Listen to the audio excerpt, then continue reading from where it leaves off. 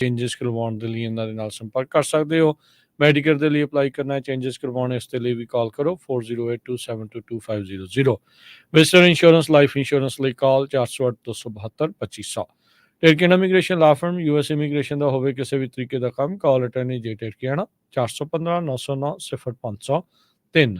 Manjeet Singh Kular, Avtar Singh Manzil Clovis, Satnam Singh, Amarjit Singh Dasan Sunny Purewal Yuba City, Lakhvir Singh Samra Texas, Gurmel Singh Bakersfield, Amarjit Singh Stockton, Harnek Singh Pabla Renton Washington, H&M oil ontario, Harjit Singh Lathrop, Ranjit ਤੇ Mandeep Kaushal Dana Pani Indian restaurant Fresno, Gurmel Singh Balbir Basi El Globe, Karnail Singh Randhawa Turlock, Gurnek Singh Bagri Fresno, Dharam Singh Raminder Basra Bakersfield, Grewal travel services Yuba City, ਜਿਨ੍ਹਾਂ ਦੇ ਕੋਲੋਂ ਤੁਸੀਂ tax, payroll, visa, OCI card, passport ਦੀਆਂ services ਲੈ ਸਕਦੇ ਹੋ। ਕਾਲ 5307517605। ਇਹਨਾਂ ਸਾਰਿਆਂ ਦਾ ਧੰਨਵਾਦ। ਜੇ ਤੁਸੀਂ ਵੀ ਇਸ ਪ੍ਰੋਗਰਾਮ ਨੂੰ ਸਪਾਂਸਰ ਕਰਨਾ ਚਾਹੁੰਦੇ ਹੋ, ਸੰਪਰਕ ਕਰ ਸਕਦੇ ਹੋ 408 722 7698 ਦੇ ਉੱਤੇ। ਜੀ ਅੱਜ ਦੀਆਂ ਖਬਰਾਂ ਵੱਲ ਆਈਏ ਤੇ ਸਭ ਤੋਂ ਜਿਹੜੀ ਮੇਨ ਖਬਰ ਆ ਅੱਜ ਚੱਲ ਰਹੀ ਆ, ਪ੍ਰੈਜ਼ੀਡੈਂਟ ਡੋਨਲਡ ਟਰੰਪ ਉਹਨਾਂ ਨੇ ਪਿਛਲੇ ਦਿਨਾਂ ਦੇ ਵਿੱਚ ਬਿਆਨ ਦਿੱਤਾ ਵੀ ਜੇ ਨਾਟੋ ਦੇ ਜਿਹੜੇ ਮੁਲਕ ਹੈਗੇ ਆ ਉਹ ਆਪਣਾ ਜਿਹੜਾ ਫੇਅਰ ਸ਼ੇਅਰ ਨਹੀਂ ਦਿੰਦੇ ਹੈਗੇ ਤੇ ਉਹਨਾਂ ਦੇ ਉੱਤੇ ਕੋਈ ਵੀ ਜਿਹੜਾ ਅਟੈਕ ਕਰ ਸਕਦਾ ਹੈਗਾ। ਈਵਨ ਉਹਨੇ ਰਸ਼ੀਆ ਤੱਕ ਦਾ ਨਾਂ ਵੀ ਲਿਆ ਹੈਗਾ। ਸਰੋਤੇ ਨੂੰ ਯਾਦ ਹੋਊਗਾ ਜਦੋਂ ਪ੍ਰੈਜ਼ੀਡੈਂਟ ਡੋਨਲਡ ਟਰੰਪ ਨੇ ਖੁਦ ਸੀਗੇ ਉਸ ਟਾਈਮ ਦੇ ਉੱਤੇ ਵੀ ਉਹਨਾਂ ਨੇ ਇਹ ਬਿਆਨ ਦਿੱਤੇ ਸੀ, ਕਿਉਂਕਿ ਬਹੁਤ ਵੱਡੀ ਗਿਣਤੀ ਦੇ ਵਿੱਚ ਜਿਹੜੇ ਨਾਟੋ ਦੇ ਮੈਂਬਰਸ ਆ ਉਹ ਉਹਨਾਂ ਆਪਣਾ ਫੇਅਰ ਸ਼ੇਅਰ ਨਹੀਂ ਦਿੰਦੇ ਹੈਗੇ। ਇਸ ਨੂੰ ਲੈ ਕੇ ਯੂਰਪੀਅਨ ਯੂਨੀਅਨ ਦੇ ਜਿਹੜੇ ਬਹੁਤ ਸਾਰੇ ਮੁਲਕ ਆ ਉਹ ਇੱਕਦਮ ਘਬਰਾ ਗਏ ਵੀ ਜੇ ਕਿਤੇ ਪ੍ਰੈਜ਼ੀਡੈਂਟ ਡੋਨਲਡ ਟਰੰਪ ਹੁਣੀ ਆ ਗਏ ਤੇ ਫੇਰ ਕੀ ਬਣੂਗਾ। ਪਰ ਰਿਪਬਲਿਕਨ ਪਾਰਟੀ ਉਹਨਾਂ ਦੇ ਪਿੱਛੇ ਉਸੇ ਤਰ੍ਹਾਂ ਖੜੀ ਹੈਗੀ ਆ। Even senator Lindsey Graham South Carolina ਤੋਂ ਆ, ਇੱਕ ਟਾਈਮ ਦੇ ਉੱਤੇ ਉਹ ਪ੍ਰੈਜ਼ੀਡੈਂਸ਼ੀਅਲ ਕੈਂਡੀਡੇਟ ਵੀ ਸੀਗੇ ਟਰੰਪ ਉਹਨਾਂ ਦੇ ਉਲਟ। ਉਹਨਾਂ ਨੇ ਇਹ ਕਿਹਾ ਆ ਵੀ ਮੈਂ ਪ੍ਰੈਜ਼ੀਡੈਂਟ ਟਰੰਪ ਦੇ ਨਾਲ ਇਹ ਬਿਲਕੁਲ ਐਗਰੀ ਕਰਦਾ ਹੈਗਾ ਵੀ ਜੋ ਯੂਰਪੀਅਨ ਯੂਨੀਅਨ ਦੇ ਮੁਲਕ ਜਾਂ ਨਾਟੋ ਦੇ ਮੁਲਕ ਆ ਉਹਨਾਂ ਨੂੰ ਆਪਣੇ ਆਪ ਨੂੰ ਸੇਵ ਕਰਨ ਦੇ ਲਈ ਜ਼ਿਆਦਾ ਹਿੱਸਾ ਪਾਉਣਾ ਪਊਗਾ। ਇਹ ਜਿਹੜੀ ਯੂਕਰੇਨ ਨੂੰ ਲੈ ਕੇ ਵੀ ਬਹੁਤ ਲੰਮੇ ਸਮੇਂ ਤੋਂ ਕਈ ਡੈਮੋਕ੍ਰੇਟ ਵੀ ਰਿਪਬਲਿਕਨ ਵੀ ਇਸ ਇਸ਼ੂ ਦੇ ਉੱਤੇ ਹੈਗੇ ਆ ਵੀ ਯੂਕਰੇਨ ਹਜੇ ਤੱਕ ਨਾਟੋ ਦਾ ਮੈਂਬਰ ਹੈ ਨਹੀਂ, ਪਰ ਬਿਲੀਅਨਸ ਆਫ ਡਾਲਰ ਜੋ ਆ ਉਹ ਅਮਰੀਕਾ ਵੱਲੋਂ ਜਿਹੜੇ ਆ ਯੂਕਰੇਨ ਨੂੰ ਦਿੱਤੇ ਗਏ ਹੈਗੇ ਆ। ਇਸ ਤੋਂ ਬਿਨਾਂ ਜਿਹੜੇ ਮਾਰਕੋ ਰੂਬੀਓ ਆ ਰਿਪਬਲਿਕਨ ਪਾਰਟੀ ਦੇ ਟੌਪ ਰੈਂਕਿੰਗ ਆਫੀਸ਼ੀਅਲ, ਉਹਨਾਂ ਨੇ ਵੀ ਸੈਨੇਟ ਇੰਟੈਲੀਜੈਂਸ ਕਮੇਟੀ 'ਚ ਹੈਗੇ ਆ।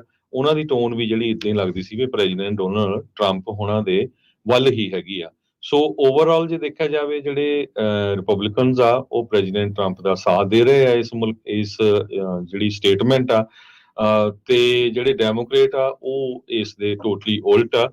ਪਰ ਇਹ ਵੀ ਸਰੋਤਿਆਂ ਨੂੰ ਦੱਸਦੀ ਜਾਈਏ, ਨੋ ਮੈਟਰ ਕੋਈ ਡੈਮੋਕ੍ਰੇਟ ਆ ਅਮਰੀਕਾ 'ਚ, ਨੋ ਮੈਟਰ ਕੋਈ ਰਿਪਬਲਿਕਨ ਆ, ਰਸ਼ੀਆ ਦਾ ਸਪੋਰਟਰ ਕੋਈ ਨਹੀਂ ਓਪਨਲੀ ਹੈਗਾ ਜੀ। ਇਸ ਜਿਹੜੀ ਆ ਇਹਨਾਂ ਨੇ ਰੀਸੈਂਟਲੀ ਜਿਹੜਾ ਰੈਲੀ ਕਰ ਰਹੇ ਸੀ ਟਰੰਪ ਹੁਣੀ, ਉਹਨਾਂ ਨੇ ਉਹਦੇ ਵਿੱਚ ਕਿਹਾ, ਉਹ ਕਹਿੰਦੇ ਵੀ ਚਾਹੇ ਉਹ ਨਾਟੋ ਦੇ ਮੈਂਬਰ ਤੇ ਹਮਲਾ ਕਰੋ। ਉਹਨਾਂ ਨੇ ਕਿਹਾ ਇਨਫੈਕਟ ਮੈਂ ਤਾਂ ਰਸ਼ੀਆ ਵਾਲਿਆਂ ਨੂੰ ਕਹਿੰਦਾ ਸਗੋਂ ਇਸ ਦੇ ਉੱਤੇ ਹਮਲਾ ਕਰੋ। ਉਸ ਤੋਂ ਬਾਅਦ ਦੇ ਵਿੱਚ ਹੀ ਵਿਵਾਦ ਜਿਹੜਾ ਉਹ ਜ਼ਿਆਦਾ ਵਧਿਆ, ਕਿਉਂਕਿ ਯੂਕਰੇਨ ਦੇ ਉੱਤੇ ਤਾਂ ਉਹਨਾਂ ਨੇ ਕੀਤਾ ਹੈ ਰੂਸ ਨੇ ਹਮਲਾ, ਪਰ ਜੇ ਕੋਈ ਨਾਟੋ ਦੇ ਮੈਂਬਰ ਦੇ ਉੱਤੇ ਕਰਦੇ ਆ ਤਾਂ ਨਾਟੋ ਦੀ ਜਿਹੜੀ ਮੈਂਬਰਸ਼ਿਪ ਦੇ ਵਿੱਚ ਇੱਕ ਆਰਟੀਕਲ 5 ਹੈਗਾ ਆ। ਆਰਟੀਕਲ 5 ਦੇ ਤਹਿਤ ਜੇ ਕਿਸੇ ਇੱਕ ਨਾਟੋ ਦੇ ਉੱਤੇ ਮੁਲਕ ਤੇ ਹਮਲਾ ਹੁੰਦਾ ਆ ਤਾਂ ਬਾਕੀ ਜਿਹੜੇ 30 ਹੋਰ ਦੇਸ਼ ਨੇ ਉਹਨਾਂ ਸਾਰਿਆਂ ਦੇ ਵੱਲੋਂ ਉਸ ਦਾ ਜਵਾਬ ਦੇਣਾ ਇਸ ਦੇ ਵਿੱਚ ਲਾਜ਼ਮੀ ਹੈਗਾ ਆ। ਨਾਰਥ ਐਟਲਾਂਟਿਕ ਟ੍ਰੀਟੀ ਆਰਗੇਨਾਈਜੇਸ਼ਨ, ਇਹ ਕੋਲਡ ਵਾਰ ਜਿਹੜਾ ਸ਼ੀਤ ਯੁੱਧ ਚੱਲਿਆ ਸੀਗਾ, ਉਸ ਤੋਂ ਬਾਅਦ ਦੇ ਵਿੱਚ ਇਹ ਬਣਾਈ ਗਈ ਸੀ। ਉਸ ਟਾਈਮ ਦੇ ਉੱਤੇ 31 ਮੁਲਕ ਸੀ, ਸਾਰੇ ਜਿਹੜੇ ਉਹ ਯੂਰਪ ਦੇ ਵਿੱਚ ਆ, US ਤੇ ਕੈਨੇਡਾ ਨੂੰ ਜਿਹੜਾ ਉਹ ਛੱਡ ਕੇ। ਸੋ ਉਹਦੇ ਵਿੱਚ ਜਦੋਂ ਸ਼ੀਤ ਯੁੱਧ ਤੋਂ ਬਾਅਦ ਦੇ ਵਿੱਚ ਬਣਾਈ ਗਈ ਸੀ, ਇੱਕ ਟਾਈਮ ਦੇ ਉੱਤੇ ਇਹਦੇ ਵਿੱਚ GDP ਹਰ ਇੱਕ ਮੁਲਕ ਆਪਣੀ GDP ਦਾ 4.1% ਜਿਹੜੀ ਆਰਥਿਕ ਮਦਦ ਜਿਹੜੀ ਆ ਨਾਟੋ ਦੀ ਮੈਂਬਰਸ਼ਿਪ ਦੇ ਵਿੱਚ ਪਾਉਂਦਾ ਸੀਗਾ।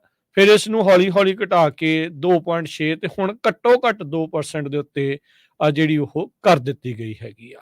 ਸੋ ਇਹ ਇਸ ਟਾਈਮ ਜੇ ਦੇਖਿਆ ਜਾਵੇ ਤਾਂ ਇਹ ਇੱਕ ਵੱਡਾ ਜਿਹੜਾ ਮੁੱਦਾ ਬਣਿਆ ਪਿਆ ਵੀ ਕੀ ਇਹ ਸਾਰੇ ਮੁਲਕ ਆਪਣੀ GDP ਦਾ ਜਿਹੜਾ 2% ਹਿੱਸਾ ਆ ਉਹ ਪਾ ਵੀ ਰਹੇ ਆ ਕਿ ਨਹੀਂ ਪਾ ਰਹੇ ਹੈਗੇ, ਕਿ ਜਿਹੜੇ ਜਿੱਦਾਂ ਅਮਰੀਕਾ ਵਰਗੇ ਮੁਲਕ ਆ ਉਹਨਾਂ ਨੂੰ ਇਹ ਸਾਰੀ ਚੀਜ਼ ਦਾ ਜਿਹੜਾ ਆ ਭਾਰ ਜ਼ਿਆਦਾ ਝੱਲਣਾ ਜਿਹੜਾ ਉਹ ਪੈ ਰਿਹਾ ਆ। ਨਾਟੋ ਦੀ ਉਸ ਆਰਟੀਕਲ 5 ਦੇ ਉੱਤੇ ਵੀ ਇਹ ਪ੍ਰਸ਼ਨ ਚਿੰਨ੍ਹ ਉੱਠ ਜਾਂਦੇ ਆ, ਜਦੋਂ ਟਰੰਪ ਹੁਣੀ ਇਹ ਕਹਿੰਦੇ ਆ ਵੀ ਰੂਸ ਦਾ ਜਿਹੜਾ ਖਤਰਾ ਆ, ਜਾਂ ਰੂਸ ਨੂੰ ਇੱਕ ਹਿਸਾਬ ਦੇ ਨਾਲ ਖੁੱਲ੍ਹਾ ਸੱਦਾ ਦਿੰਦੇ ਆ ਵੀ ਭਾਈ ਤੁਸੀਂ ਵੀ ਆ ਕੇ ਆਹ ਚੀਜ਼ ਜਿਹੜੀ ਹਮਲਾ ਆ ਉਹ ਕਰ ਸਕਦੇ ਹੈਗੇ ਆ। ਸੋ ਇਹਨੇ ਹੁਣ ਖਾਸੀ ਜਿਹੜੀ ਪੋਲੀਟੀਕਲ ਕਹਿ ਲਓ ਵੀ ਸਿਆਸਤ ਨੂੰ ਪੂਰੀ ਤਰ੍ਹਾਂ ਹਿਲਾ ਦਿੱਤਾ ਆ। ਜਦੋਂ ਕਈ ਵਾਰੀ ਦੁੱਧ ਰਿੱਝਦਾ ਹੋਵੇ ਤਾਂ ਪਤਾ ਨਹੀਂ ਲੱਗਦਾ ਹੁੰਦਾ, ਤੇ ਜਦੋਂ ਹਿਲਾਓ ਤਾਂ ਫਿਰ ਜਲਦੀ ਉਬਲਣ ਲੱਗ ਜਾਂਦਾ। ਬਸ ਉਹੀ ਹਿਸਾਬ ਹੋਇਆ ਆ ਇਹਨਾਂ ਦੇ ਇਸ ਕਮੈਂਟ ਤੋਂ ਬਾਅਦ ਦੇ ਵਿੱਚ। ਉਬਾਲੇ ਜਿਹੜੇ ਆ ਦੁੱਧ ਹੁਣ ਜਲਦੀ ਲੈਣ ਲੱਗ ਪਿਆ ਆ। ਸੋ ਇੱਕ ਉੱਦਾਂ ਦੇਖਿਆ ਜਾਵੇ ਤਾਂ ਜਿਹੜਾ ਡਿਫੈਂਸ ਦੀ ਹਿਸਾਬ ਦੇ ਨਾਲ ਜਿੰਨਾ ਪਰਸੈਂਟ ਜਿਹੜਾ ਉਹ ਪਾ ਰਿਹਾ ਆ, ਸਭ ਤੋਂ ਵੱਧ ਪੋਲੈਂਡ ਆਪਣਾ ਯੋਗਦਾਨ ਪਾ ਰਿਹਾ ਆਪਣੇ ਉਸ ਹਿੱਸੇ ਦੇ ਹਿਸਾਬ ਨਾਲ 3.9% ਹਿੱਸਾ ਪਾ ਰਿਹਾ। ਦੂਜੇ ਨੰਬਰ ਤੇ ਅਮਰੀਕਾ ਆਉਂਦਾ 3.5, ਫਿਰ ਗ੍ਰੀਸ 3% ਦੇ ਉੱਤੇ, ਤੇ ਕੁਝ ਅਜਿਹੇ ਮੁਲਕ ਆ ਜਿਹੜੇ 1% ਵੀ ਨਹੀਂ ਪਾ ਰਹੇ। ਲਗਜ਼ਮਬਰਗ ਵਰਗੇ, Belgium 1.1, Spain 1.3, turkey 1.3, Canada 1.4, Italy 1.5, ਇੰਨੇ ਪਰਸੈਂਟ ਹੀ ਜਿਹੜਾ ਉਹ ਪਾ ਰਹੇ ਹੈਗੇ ਆ, ਤੇ ਕਈ ਜਿਹੜਾ ਉਹ ਜ਼ਿਆਦਾ ਪਾ ਰਹੇ ਆ। ਸੋ ਯੂਕਰੇਨ ਦੀ ਜੰਗ ਤੋਂ ਬਾਅਦ ਦੇ ਵਿੱਚ ਨਾਟੋ ਦੀ ਸਪੈਂਡਿੰਗ ਦੇ ਉੱਤੇ ਵੀ ਕਹਿੰਦੇ ਆ ਉਹ ਅਸਰ ਪਿਆ ਹੈਗਾ ਆ। ਸੋ ਦਸੰਬਰ ਦੇ ਵਿੱਚ ਇਸ ਅਲਾਇੰਸ ਨੇ ਅਨਾਉਂਸ ਕੀਤਾ ਸੀ ਵੀ ਉਹਨਾਂ ਦਾ 2 ਬਿਲੀਅਨ ਯੂਰੋ ਦਾ, ਯਾਨੀ ਕਿ $2.4 ਬਿਲੀਅਨ ਦਾ ਮਿਲਟਰੀ ਬਜਟ ਰਹੇਗਾ 2024 ਚ, ਜੋ ਕਿ ਪਿਛਲੇ ਸਾਲ ਦੇ ਮੁਕਾਬਲੇ ਉਹਦੇ ਨਾਲੋਂ 12% ਵੱਧ ਜਿਹੜਾ ਉਹ ਹੋਊਗਾ। ਵਾਈਟ ਹਾਊਸ ਦੀ ਮੰਨੀਏ ਤਾਂ US ਕਹਿੰਦੇ ਵੀ ਇਹਦੇ ਵਿੱਚ ਯੂਕਰੇਨ ਨੂੰ ਸਭ ਤੋਂ ਵੱਧ ਫਾਈਨੈਂਸ਼ੀਅਲ ਏਡ, ਜਿਹਦਾ ਤੁਸੀਂ ਵੀ ਜ਼ਿਕਰ ਕੀਤਾ ਆ ਵੀ ਹੁਣ ਤੱਕ ਕਿਸੇ ਵੀ ਮੁਲਕ ਦੇ ਨਾਲੋਂ ਵੱਧ ਇਹਨਾਂ ਨੇ ਦਿੱਤਾ। $44 ਬਿਲੀਅਨ 2022 ਤੋਂ ਲੈ ਕੇ ਯੂਕਰੇਨ ਨੂੰ ਅਮਰੀਕਾ ਦੇ ਦੁਆਰਾ ਜਿਹੜਾ ਉਹ ਦਿੱਤੇ ਜਾ ਚੁੱਕੇ ਹੈਗੇ ਆ। ਸੋ ਇਹ ਹੁਣ ਇੱਕ ਵੱਡਾ ਜਿਹੜਾ ਮਸਲਾ ਆ ਉਹ ਬਣ ਗਿਆ। ਯੂਰਪ ਦੇ ਮੁਲਕਾਂ ਨੇ ਇਸ ਦੇ ਉੱਤੇ ਇਤਰਾਜ਼ ਜਿਹੜੇ ਉਹ ਜਤਾਏ ਆ। ਤੇ ਜਿੱਦਾਂ ਆਪਾਂ ਇੱਥੇ ਦੇਖ ਰਹੇ ਹਾਂ ਵੀ ਇੱਥੇ ਕਿਉਂਕਿ ਪ੍ਰੈਜ਼ੀਡੈਂਸ਼ੀਅਲ ਇਲੈਕਸ਼ਨ ਆ, ਉਹਦੇ ਕਰਕੇ ਗੁੱਥਮ ਗੁੱਥਾ ਜਿਹੜੀਆਂ ਸਿਆਸੀ ਧਿਰਾਂ ਹੋ ਰਹੀਆਂ ਆ। ਤੇ ਪਰ GOP ਦੇ ਅਧਿਕਾਰੀ ਜਿਹੜੇ ਇੱਕ ਟਾਈਮ ਦੇ ਉੱਤੇ ਇਨ ਚੀਜ਼ ਦੇ ਉੱਤੇ ਕ੍ਰਿਟੀਕਲ ਵੀ ਸੀਗੇ, ਪਰ ਇਸ ਵਾਰ ਟਰੰਪ ਹੋਣਾ ਦੇ ਨਾਲ ਪੂਰਾ ਜਿਹੜਾ ਉਹ ਖੜੇ ਆ, ਕਹਿੰਦੇ ਵੀ ਅਸੀਂ ਉਹਨਾਂ ਦੇ ਬਿਆਨ ਦੇ ਨਾਲ ਪੂਰੀ ਤਰ੍ਹਾਂ ਸਹਿਮਤ ਆ। ਸੋ ਜਿਹੜੀ ਯੂਕਰੇਨ ਦੀ ਏਡ ਹੈਗੀ ਆ ਉਹ ਮੈਂ ਥੋੜੀ ਅਪਡੇਟ ਕਰਦਾ ਜਾਵਾਂ। ਕਹਿੰਦੇ ਪਈ $75.4 ਬਿਲੀਅਨ US ਵੱਲੋਂ ਦਿੱਤੀ ਗਈ ਹੈਗੀ ਆ ਜਨਵਰੀ 24 2022 ਤੋਂ ਲੈ ਕੇ ਅਕਤੂਬਰ 31 2023 ਤਾਈਂ। ਹੋਰ ਏਡ ਵੀ ਜਿਹੜੀ ਆ ਉਹ ਮੰਗੀ ਗਈ ਆ, ਪਰ ਉਹ ਇਮੀਗ੍ਰੇਸ਼ਨ ਮੁੱਦੇ ਦੇ ਨਾਲ ਰਿਪਬਲਿਕਨਸ ਨੇ ਅਟੈਚ ਕਰਤੀ ਤੇ ਉਹ ਕਿਸੇ ਤਰ੍ਹਾਂ ਜਿਹੜੀ ਆ ਅੱਗੇ ਵੱਧ ਨਹੀਂ ਸਕੀ ਹੈਗੀ। $60 ਬਿਲੀਅਨ ਜਿਹੜੀ ਆ ਯੂਰਪੀਅਨ ਯੂਨੀਅਨ ਦੇ ਮੁਲਕ ਆ ਉਹਨਾਂ ਨੇ ਦਿੱਤੀ ਆ। ਸੋ ਜਿਹੜੀ ਅਮਰੀਕਾ ਨੇ $75.4 ਬਿਲੀਅਨ ਦੀ ਏਡ ਦਿੱਤੀ ਆ, ਹਾਲਾਂਕਿ ਯੂਕਰੇਨ ਨਾਟੋ ਦਾ ਮੈਂਬਰ ਵੀ ਨਹੀਂ ਆ। ਉਹਦੇ ਵਿੱਚ humanitarian 2.7 billion, financial 26.4 billion, security assistant 18.3 billion, weapons ਤੇ ਇਕਵਿਪਮੈਂਟ 23.5 ਬਿਲੀਅਨ, ਗ੍ਰਾਂਟਸ ਤੇ loan for weapons and equipment $4.5 billion ਤੱਕ ਜੋ ਹੈਲਪ ਆ ਉਹ ਅਮਰੀਕਾ ਵੱਲੋਂ ਯੂਕਰੇਨ ਨੂੰ ਦਿੱਤੀ ਗਈ ਹੈਗੀ ਆ। ਸੋ ਇਲੈਕਸ਼ਨ ਈਅਰ ਆ, ਇਹਦੇ ਵਿੱਚ ਕਿਸੇ ਵੀ ਜਿਹੜੀ ਪਾਰਟੀ ਦਾ ਕੋਈ ਵੀ ਲੀਡਰ ਜਦੋਂ ਕੋਈ ਵੀ ਸਟੇਟਮੈਂਟ ਇਦਾਂ ਦੀ ਬਣਾਉਂਦਾ ਤੇ ਉਹ ਬਿਗ ਇਸ਼ੂ ਬਣਦਾ ਹੀ ਆ। ਪਰ ਇਸ ਸਟੇਟਮੈਂਟ ਨੇ ਖਾਸ ਕਰਕੇ ਯੂਰਪ ਦੇ ਵਿੱਚ ਜਿਹੜੇ ਮੁਲਕ ਹੈਗੇ ਆ ਉਹ ਈਵਨ ਦੋ US ਦੇ ਐਲਾਈਜ਼ ਆ, ਉਹ ਕਾਫੀ ਘਬਰਾਏ ਹੋਏ ਹੈਗੇ ਆ ਵੀ ਜੇ ਪ੍ਰੈਜ਼ੀਡੈਂਟ ਡੋਨਲਡ ਟਰੰਪ ਹੁਣੀ ਜਿੱਤ ਕੇ ਆ ਗਏ ਤਾਂ ਸਾਡਾ ਜਿਹੜਾ ਕੀ ਬਣੂਗਾ। ਪਰ ਇਹ ਸਰੋਤਿਆਂ ਨੂੰ ਯਾਦ ਹੋਊ ਜਦੋਂ ਪ੍ਰੈਜ਼ੀਡੈਂਟ ਖੁਦ ਸੀਗੇ ਆਪਣੇ ਟਾਈਮ ਦੇ ਉੱਤੇ, ਉਸ ਟਾਈਮ ਦੇ ਉੱਤੇ ਵੀ ਉਹ ਇਸ਼ੂ ਬਾਰ-ਬਾਰ ਚੱਕਦੇ ਰਹੇ ਵੀ ਜਿਹੜੇ ਨਾਟੋ ਵਾਲੇ, ਈਵਨ ਉਹਨਾਂ ਨੇ ਮਿਡਲ ਈਸਟ ਦੇ ਵਿੱਚ ਵੀ ਇਹ ਕਿਹਾ ਸੀ ਵੀ ਅਸੀਂ ਬਿਨਾਂ ਕਿਸੇ ਗੱਲ ਦੇ ਉੱਤੇ ਜਿਹੜੀ ਆ ਉਹਨਾਂ ਨੂੰ ਪ੍ਰੋਟੈਕਟ ਕਰ ਰਹੇ ਹੈਗੇ ਆ ਤੇ ਸਾਨੂੰ ਉਹ ਹੈ ਉਨੇ ਪੈਸੇ ਨਹੀਂ ਦੇ ਰਹੇ ਜਿੰਨਾ ਸਾਡਾ ਖਰਚਾ ਆਉਂਦਾ ਹੈ। ਜੀ, ਇੱਥੇ ਇੱਕ ਆਪਣੀ ਜਿਹੜੀ ਸਰਦਾਰੀ ਕਾਇਮ ਵਾਲੀ ਜਾਂ ਵੀ ਸਾਡਾ ਚੱਲਦਾ ਰਵੇ, ਇੱਕ ਪਾਸੇ ਤਾਂ ਅਮਰੀਕੀ ਕਹਿੰਦੇ ਆ ਵੀ ਸਾਡਾ ਡੰਡਾ ਜਿਹੜਾ ਤੇਜ਼ ਆ, ਪਰ ਜੇ ਆਰਟੀਕਲ 5 ਜਾਂ ਜਿਹੜੀਆਂ ਚੀਜ਼ਾਂ ਦੇ ਉੱਤੇ ਐਥਿਕਸ ਦੇ ਉੱਤੇ, ਮੋਰਲਸ ਦੇ ਉੱਤੇ ਉਹ ਚੀਜ਼ ਬਣਾਈ ਗਈ ਆ ਸੰਸਥਾ, ਉਹਦੇ ਵਿੱਚੋਂ ਤੁਸੀਂ ਪਿੱਛੇ ਹਟ ਜਾਂਦੇ ਆ ਪੈਸੇ ਦੇ ਖਾਤਰ, ਤਾਂ ਉਹ ਫਿਰ ਇਵੈਂਚੁਅਲੀ ਕਲੀਅਰ ਹੋ ਜਾਂਦਾ ਵੀ ਅਮਰੀਕਾ ਦਾ ਸਟੈਂਡ ਕਿਸੇ ਮੋਰਲ ਜਾਂ ਐਥਿਕਸ ਦੇ ਨਾਲ ਨਹੀਂ, ਡਾਲਰ ਦੇ ਨਾਲ ਹੀ ਜਿਹੜਾ ਉਹ ਚੱਲ ਰਿਹਾ ਹੁੰਦਾ ਆ। ਸੋ ਉਸ ਚੀਜ਼ ਨੂੰ ਲੈ ਕੇ ਲੋਕ ਜ਼ਿਆਦਾ ਚਿੰਤਤ ਹੈਗੇ ਆ। ਇਹ ਤਾਂ ਹੈ ਨਹੀਂ ਆ ਵੀ ਜੇ ਕਿਸੇ ਨਾਟੋ ਦੇ ਮੁਲਕ ਦੇ ਉੱਤੇ ਹਮਲਾ ਹੋਊਗਾ ਤੇ ਸ਼ਾਇਦ ਅਮਰੀਕਾ ਉਸ ਦਾ ਜਵਾਬ ਨਾ ਦੇਵੇ, ਪਰ ਇਸ ਤਰੀਕੇ ਦੀ ਬਿਆਨਬਾਜ਼ੀ ਕਰਕੇ ਉਹਨਾਂ ਸਾਰੇ ਐਥਿਕਸ ਦੇ ਉੱਤੇ, ਉਹਨਾਂ ਸਾਰੇ ਆਰਟੀਕਲਸ ਦੇ ਉੱਤੇ ਜਿਹੜੇ ਸਵਾਲ ਉੱਠ ਜਾਂਦੇ ਆ ਵੀ ਕੀ ਅਮਰੀਕਾ ਵਾਕਿਆ ਹੀ ਇਦਾਂ ਕਰ ਸਕਦਾ ਵੀ ਜੇ ਨਾਟੋ ਦੇ ਮੁਲਕ ਤੇ ਹਮਲਾ ਹੋਇਆ ਜਿਹਦੇ ਇਹ ਮੈਂਬਰ ਆ, ਉਹਦੀ ਕੋਈ ਮੈਂਬਰਸ਼ਿਪ ਫੀਸ ਨਹੀਂ ਆ, ਉਹਦੇ ਵਿੱਚ ਇਹ ਲਿਖਿਆ ਆ ਵੀ ਹਾਂ ਤੁਹਾਨੂੰ ਮਿਨੀਮਮ ਇੰਨਾ ਕਰਨਾ ਚਾਹੀਦਾ ਆ, ਕੋਈ ਹਾਰਡ ਐਂਡ ਫਾਸਟ ਰੂਲ ਵੀ ਨਹੀਂ ਆ। ਹੁਣ ਕਰਨ ਵਾਲੇ 4% ਵੀ ਕਰ ਰਹੇ ਆ ਤੇ ਕਈ ਜਿਹੜੇ ਉਹ 1% ਤੋਂ ਵੀ ਘੱਟ ਹੈਗੇ ਆ। ਸੋ ਹੁਣ ਦੇਖੋ ਕੀ ਇਸ ਦੇ ਵਿੱਚ ਅੱਗੇ ਬਣਦਾ ਆ, ਕਿ ਨਾਟੋ ਇਸ ਦੇ ਨਾਲ ਕਮਜ਼ੋਰ ਹੁੰਦੀ ਆ। ਕਈ ਸਿਆਸੀ ਜਿਹੜੇ ਮਾਹਰ ਆ ਜਾਂ ਮਿਲਟਰੀ ਅਲਾਇੰਸ ਵਾਲੇ ਜਿਹੜੇ ਮਾਹਰ ਆ, ਉਹ ਆਪੋ ਆਪਣੇ ਪੱਧਰ ਦੇ ਉੱਤੇ ਦੇਖਦੇ ਹੋਣਗੇ। ਇਹਦੇ ਨਾਲ ਜਿਹੜੇ ਬ੍ਰਿਕਸ ਵਾਲੇ ਆ ਉਹਨਾਂ ਨੂੰ ਜ਼ਰੂਰ ਖੁਸ਼ੀ ਜਿਹੜੀ ਉਹ ਮਿਲ ਰਹੀ ਹੋਊਗੀ, ਕਿਉਂਕਿ ਜੇ ਇਹ ਮਿਲਟਰੀ ਅਲਾਇੰਸ ਟੁੱਟਦਾ ਆ ਤਾਂ ਦੂਜੇ ਪਾਸੇ ਉਹ ਆਪਣਾ ਜਿਹੜਾ ਮਿਲਟਰੀ ਅਲਾਇੰਸ ਬਣਾਉਣ ਦੇ ਵਿੱਚ ਕਾਮਯਾਬ ਜਿਹੜੇ ਉਹ ਰਹਿਣਗੇ। ਇਵੈਂਚੁਅਲੀ ਅਮਰੀਕਾ ਦੀ ਜਿਹੜੀ ਸਰਦਾਰੀ ਦੁਨੀਆ ਭਰ ਦੇ ਵਿੱਚ ਆ, ਨਾਟੋ ਦੇ ਕਮਜ਼ੋਰ ਹੋਣ ਦੇ ਨਾਲ ਉਹ ਵੀ ਕਮਜ਼ੋਰ ਹੁੰਦੀ ਜਾਊਗੀ। ਅਗਲੀ ਖਬਰ, ਕੈਲੀਫੋਰਨੀਆ ਪਹਿਲੀ ਸਟੇਟ ਆ ਜਿਹੜੇ ਕਹਿੰਦੇ ਆ ਵੀ ਹੁਣ ਅਸੀਂ ਪਲਾਸਟਿਕ ਦੇ ਬੈਗ ਆ ਉਹ ਬੰਦ ਕਰਨ ਜਾ ਰਹੇ ਆ। ਪਰ ਇਹ ਤੋਂ ਪਹਿਲਾਂ ਵੀ ਇਹਨਾਂ ਨੇ ਕਿਹਾ ਸੀ ਵੀ ਅਸੀਂ ਬੰਦ ਕਰਨ ਜਾ ਰਹੇ ਆ। ਵੀ ਜਦੋਂ ਮੈਂ ਹੁਣ ਤੁਹਾਨੂੰ ਫਿਗਰ ਦੱਸਾਂ ਵੀ ਇੰਨਾ ਜ਼ਿਆਦਾ ਜਿਹੜਾ ਪਲਾਸਟਿਕ ਬੈਗ ਯੂਜ਼ ਹੋ ਰਿਹਾ ਹੈਗਾ, ਤੇ ਕੋਈ ਵੀ ਬਲੀਵ ਨਹੀਂ ਕਰ ਸਕਦਾ। ਕਲਾਈਮੇਟ ਚੇਂਜ ਨੂੰ ਲੈ ਕੇ ਸਮੁੰਦਰ ਦੇ ਵਿੱਚ ਜਿਹੜਾ ਵਾਈਲਡ ਲਾਈਫ ਆ ਉਹਦੇ ਉੱਤੇ ਕਿੰਨਾ ਅਸਰ ਹੁੰਦਾ ਆ ਜਦੋਂ ਪਲਾਸਟਿਕ ਉੱਥੇ ਜਾਂਦਾ ਹੈਗਾ। ਇੱਕ ਦਹਾਕਾ ਪਹਿਲਾਂ ਕੈਲੀਫੋਰਨੀਆ ਪਹਿਲੀ ਸਟੇਟ ਬਣੀ ਸੀ ਜਿਨ੍ਹਾਂ ਨੇ ਇਹ ਕਿਹਾ ਸੀ ਵੀ ਅਸੀਂ ਜੋ ਪਲਾਸਟਿਕ ਆ ਉਸ ਨੂੰ ਘੱਟ ਯੂਜ਼ ਕਰਾਂਗੇ। ਤੇ ਅਲਟੀਮੇਟਲੀ ਕੀ ਹੋਇਆ ਵੀ ਇੱਕ ਕੰਜ਼ਿਊਮਰ ਐਡਵੋਕੇਸੀ ਗਰੁੱਪ ਕੈਲਪਿਰਗ ਨੇ ਇਹ ਕਿਹਾ ਆ ਵੀ 1,57,385 ਟਨ ਪਲਾਸਟਿਕ ਦੇ ਬੈਗ ਜਿਹੜੇ ਆ ਉਹ ਜਿਹੜੇ ਡੰਪ ਕੀਤੇ ਗਏ ਹੈਗੇ। ਸੋ ਇਹ 2022 ਚ ਸੀ, ਜਿਹੜੇ ਕਿ ਹੁਣ ਵੱਧ ਕੇ 2,31,072 ਟਨ ਬਣ ਗਏ ਹੈਗੇ ਆ। 47% ਜੰਪ ਹੋਇਆ ਹੈਗਾ।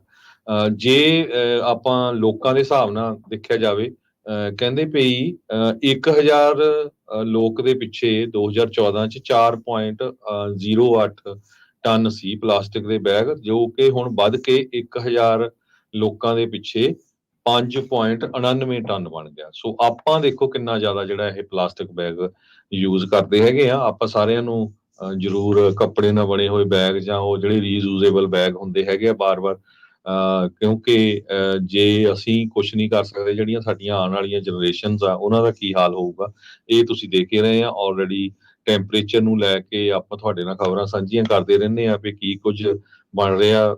ਗਲੇਸ਼ੀਅਰ ਪਿਘਲ ਰਹੇ ਹੈਗੇ ਆ, ਤੇ ਜੋ ਵੈਦਰ ਨੂੰ ਲੈ ਕੇ ਕਿਤੇ ਗਰਮੀ ਇੰਨੀ ਹੋ ਜਾਂਦੀ ਆ, ਕਿਤੇ ਫਲੱਡ ਇੰਨੇ ਆ ਜਾਂਦੇ ਆ, ਤੇ ਜਿੱਥੇ ਕਦੇ ਮੀਂਹ ਨਹੀਂ ਪੈਂਦਾ ਉੱਥੇ ਬਹੁਤ ਫਲੱਡ ਆਉਂਦੇ ਹੈਗੇ ਆ।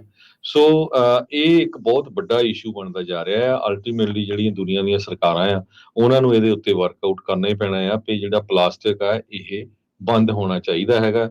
ਨਹੀਂ ਤਾਂ ਜੋ ਕੁਝ ਆਪਾਂ ਦੇਖ ਰਹੇ ਆ ਵੀ ਇੰਨਾ ਜ਼ਿਆਦਾ ਜਿਹੜਾ ਪਲਾਸਟਿਕ ਆ ਉਹ ਦੁਨੀਆ ਯੂਜ਼ ਕਰ ਰਹੀ ਹੈ। ਜੀ ਬਿਲਕੁਲ, ਪਹਿਲੋਂ ਪਤਲੇ ਬੈਗਾਂ ਤੇ ਬੈਨ ਲਾਇਆ ਸੀ, ਹੁਣ ਕਹਿੰਦੇ ਵੀ ਅਸੀਂ ਓਵਰਆਲ ਸਾਰਿਆਂ ਦੇ ਉੱਤੇ ਹੀ ਬੈਗ ਦੇ ਉੱਤੇ ਬੈਨ ਜਿਹੜਾ ਕਰਨਾ ਚਾਹੁੰਦੇ ਆ। 10 ਸੈਂਟ ਫੀਸ ਵੀ ਆਪਾਂ ਦਿੰਦੇ ਆ ਬਹੁਤ ਸਾਰੇ ਜਿਹੜੀਆਂ ਕਾਉਂਟੀ ਸਿਟੀਜ਼ ਦੇ ਵਿੱਚ, ਜਿਸ ਵਿੱਚ ਉਹ ਕਹਿੰਦੇ ਆ ਵੀ ਭਾਈ ਉਦੋਂ ਇਨਵਾਇਰਮੈਂਟਲਿਸਟ ਵੀ ਤੇ ਦੂਜੇ ਵੀ ਬਹੁਤ ਸਵਾਲ ਕਰਦੇ ਆ ਵੀ ਇੱਕ ਪਾਸੇ ਦਾ ਬੈਨ ਦਿੱਤਾ ਤੇ ਕੀ 10 ਸੈਂਟ ਦੇ ਕੇ ਇਨਵਾਇਰਮੈਂਟ ਬਚ ਜੂਗਾ ਜੇ ਆਪਾਂ ਕਰਾਂਗੇ, ਕਿਉਂਕਿ ਲੋਕ ਮਾਇਨੇ ਨਹੀਂ ਦਿੰਦੇ ਇਸ ਚੀਜ਼ ਨੂੰ ਵੀ ਸ਼ਾਇਦ ਵੀ ਇਸ ਦਾ ਇਹ ਸੋਚਦੇ ਸੀਗੇ ਵੀ ਜੇ ਪੇ ਕਰਨਾ ਪਊਗਾ ਤਾਂ ਲੋਕ ਘੱਟ ਵਰਤਣਗੇ। ਪਰ ਇੱਕ ਚੀਜ਼ ਮੈਂ ਦੇਖੀ ਕਿ ਕਈ ਥਾਵਾਂ ਦੇ ਉੱਤੇ ਲੋਕ ਆਪਣੇ ਰੀਯੂਜ਼ੇਬਲ ਬੈਗ ਨਾਲ ਲੈ ਕੇ ਆਉਂਦੇ ਆ, ਥੈਲੇ ਵਗੈਰਾ, ਜਿਹੜੇ ਆਪਣੇ ਉੱਥੇ ਆਦਤਾਂ ਸੀਗੀਆਂ ਪੰਜਾਬ ਵਾਲੀਆਂ ਦੁਨੀਆ ਨੂੰ ਅਪਣਾਉਣੀਆਂ ਪੈ ਰਹੀਆਂ ਉਹ ਸਾਰੀਆਂ ਚੀਜ਼ਾਂ। ਸੋ ਆਪਾਂ ਉਹ ਆਦਤਾਂ ਜਿਹੜੀਆਂ ਉਹ ਛੱਡੀਏ ਨਾ, ਉਹ ਸਾਰੀਆਂ ਚੀਜ਼ਾਂ ਨੂੰ ਵਰਤਦੇ ਰਹੀਏ, ਚੰਗੀ ਗੱਲ ਆ। ਇਹ ਆਪਣੇ ਲਈ, ਵਾਤਾਵਰਣ ਦੇ ਲਈ, ਸਾਰਿਆਂ ਦੇ ਲਈ ਪਲਾਸਟਿਕ ਬਹੁਤ ਹੀ ਇੱਕ ਖਤਰਨਾਕ ਆ।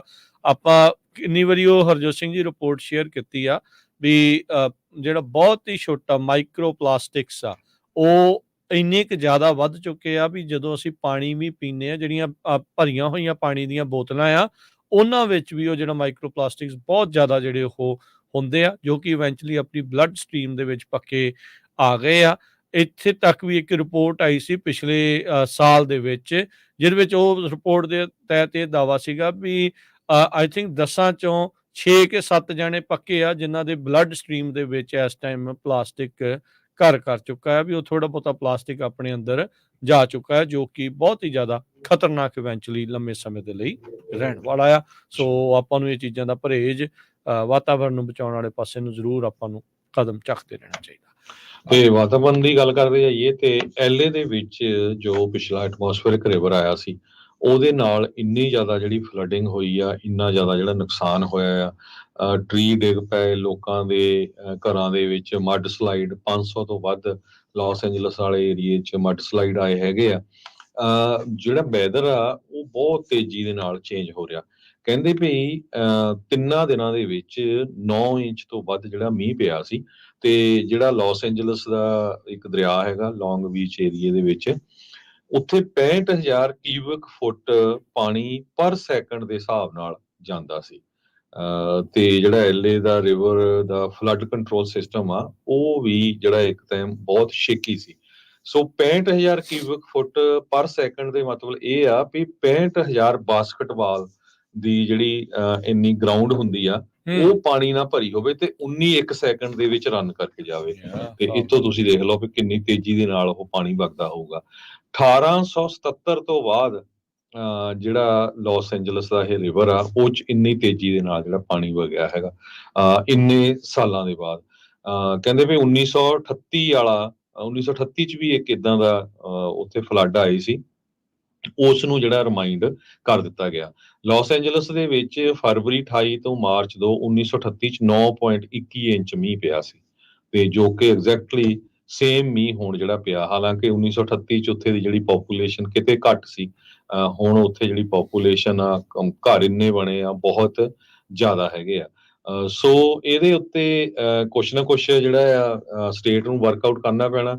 ਲਾਸ ਐਂਜਲਸ ਆਪਾਂ ਤੁਹਾਨੂੰ ਦੱਸਦੇ ਰਹਿੰਦੇ ਵੀ ਈਵਨ ਲਾਸ ਐਂਜਲਸ ਤਾਂ ਇੰਨਾ ਸੋਕੇ ਵਾਲਾ ਏਰੀਆ ਵੀ ਪਾਣੀ ਵੀ ਇੱਧਰੋਂ ਨਾਰਥ ਸਾਈਡ ਤੋਂ ਹੀ ਜਾਂਦਾ ਹੈਗਾ, ਤੇ ਇਹਨਾਂ ਨੂੰ ਜਿਹੜੇ ਆ ਡੈਮ ਜਾਂ ਹੋਰ ਚੀਜ਼ਾਂ ਬਣਾਉਣੀਆਂ ਪਊਗੀਆਂ ਤਾਂ ਕਿ ਜਿਹੜਾ ਆ ਉਹ ਪਾਣੀ ਨੂੰ ਯੂਜ਼ ਕੀਤਾ ਜਾ ਸਕੇ।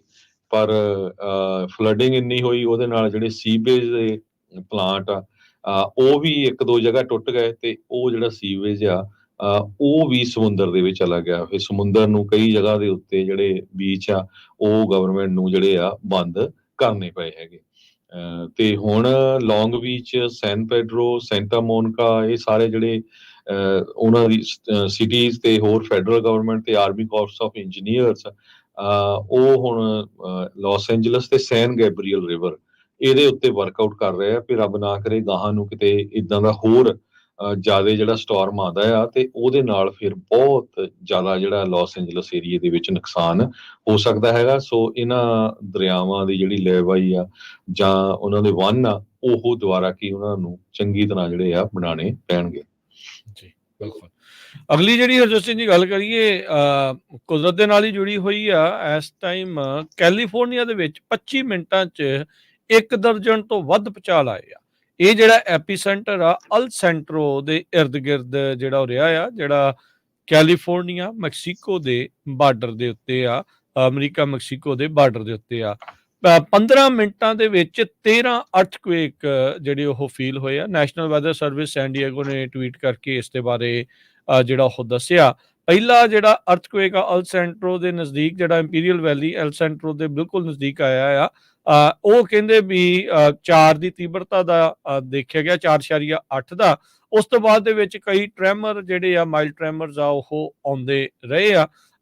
ਤੇ 6 ਮਿੰਟ ਬਾਅਦ ਇੱਕ 4.5 ਦਾ, ਫਿਰ 4 ਦਾ, ਤੇ ਇਵੈਂਚੁਅਲੀ 3 ਤੋਂ ਥੱਲੇ ਦੇ ਭੂਚਾਲ ਜਿਹੜੇ ਹੁੰਦੇ ਰਹੇ। ਇਹ ਰਾਤ ਨੂੰ ਤਕਰੀਬਨ 2:30 ਵਜੇ ਇਹ ਸਾਰਾ ਕੁਛ ਜਿਹੜਾ ਆ ਉਹ ਮੈਜਰ ਕੀਤਾ ਗਿਆ ਉਸ ਸਮੇਂ ਦੇ ਇਰਦ ਗਿਰਦ। ਸੋ 25 ਮਿੰਟਾਂ ਦੇ ਵਿੱਚ 13 ਜਿਹੜੇ ਆ ਉਹ ਭੂਚਾਲ ਆਉਣੇ, ਇਹ ਇੱਕ ਉਸ ਦੇ ਲਈ ਜਿਹੜਾ ਹਰਜੋਤ ਸਿੰਘ ਜੀ ਲੋਕਾਂ ਨੂੰ ਕਹਿ ਲਓ ਵੀ ਡਰ ਵੀ ਜਿਹੜਾ ਉਸ ਦੇ ਵਿੱਚ ਆਇਆ। ਤੇ ਉਹਦੇ ਨਾਲ ਇਹ ਵੀ ਕਈਆਂ ਨੇ ਆਪੋ ਆਪਣੀਆਂ ਥਿਊਰੀਆਂ ਜਿਹੜੀਆਂ ਚਲਾਉਣੀਆਂ ਸ਼ੁਰੂ ਕਰਤੀਆਂ ਵੀ ਇਸ ਦੇ ਵਿੱਚ ਬਣਿਆ ਕੀ ਆ। ਪਿਛਲਾ ਜਿਹੜਾ ਭੂਚਾਲ ਆਇਆ ਸੀ ਟਰਕੀ ਦੇ ਵਿੱਚ, ਟਰਕੀ ਤੇ ਸੀਰੀਆ ਦੇ ਬਾਰਡਰ ਦੇ ਲਾਗੇ, ਉਹ 7.8 ਦਾ ਸੀ, ਜਿਸ ਨੇ 50,000 ਤੋਂ ਵੱਧ ਲੋਕਾਂ ਦੀ ਜਾਨ ਜਿਹੜੀ ਉਹ ਲੈ ਲਈ ਸੀਗੀ। ਸੋ ਇੱਥੇ ਅਚਨਚੇਤ ਇੰਨੇ ਭੂਚਾਲ ਆਉਣ ਦੇ ਨਾਲ ਇਹ ਹੁਣ ਇੱਕ ਵੱਡਾ ਸਵਾਲ ਆ ਰਿਹਾ ਆ ਕਿ ਇਹ ਆਪਾਂ ਦੇਖ ਰਹੇ ਹਾਂ ਵੀ ਕੋਈ ਬਹੁਤ ਵੱਡਾ ਭੂਚਾਲ ਆਉਣ ਵਾਲਾ ਆ, ਉਹ ਤੋਂ ਪਹਿਲਾਂ ਆ ਰਹੇ ਜਿਹੜੇ ਇਹ ਝਟਕਿਆਂ ਨੂੰ ਆ, ਜਾਂ ਕਿੱਦਾਂ ਆ। ਸੋ ਲੈਟਸ ਸੀ ਕੀ ਜਿਹੜਾ ਬਣਦਾ ਆ। ਪਰ ਇਹ ਆ ਵੀ ਬਚਾਅ ਜਿਹੜਾ ਉਹ ਜ਼ਰੂਰ ਰਿਹਾ ਆ, ਭਾਵੇਂ ਭੁਚਾਲ 13 ਉੱਥੇ ਆਏ ਨੇ। ਤੇ ਆਪਾਂ ਬ੍ਰੇਕ ਲੈਂਦੇ ਹਾਂ। ਬ੍ਰੇਕ ਤੋਂ ਬਾਅਦ ਪੈਲਸਤੀਨੀਅਨ ਵਾਲੇ ਏਰੀਏ 'ਚ ਕੀ ਹੋ ਰਿਹਾ, ਉੱਥੇ ਬਹੁਤ ਜ਼ਿਆਦਾ ਜਿਹੜਾ ਜ਼ੁਲਮ ਹੋ ਰਿਹਾ, ਵੱਡੀ ਗਿਣਤੀ 'ਚ ਲੋਕ ਮਾਰੇ ਜਾ ਰਹੇ ਆ, ਤੇ ਪੂਰੀ ਦੁਨੀਆ ਦੇ ਵਿੱਚ ਜਿਹੜੇ ਕਿਸਾਨ ਆ ਆਪਣੇ ਆਪਣੇ ਮੁਲਕਾਂ ਦੇ ਵਿੱਚ ਪ੍ਰੋਟੈਸਟ ਕਰ ਰਹੇ।